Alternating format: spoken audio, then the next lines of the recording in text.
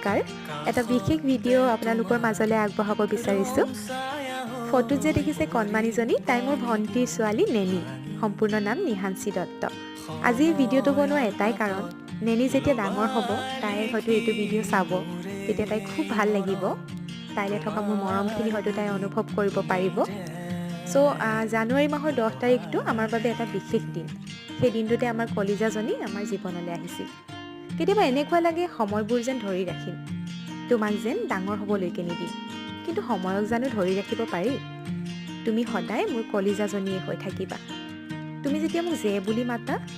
নাজানো কিয় এনেকুৱা লাগে যেন মই পৃথিৱীৰ আটাইতকৈ সুখী মানুহজনী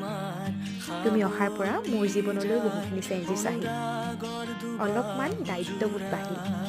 মোৰ এটাই আশা তুমি ডাঙৰ মানুহ হ'ব নালাগে ভাল মানুহ হোৱা মোক সদায় তোমাৰ কাষে কাষে পাবা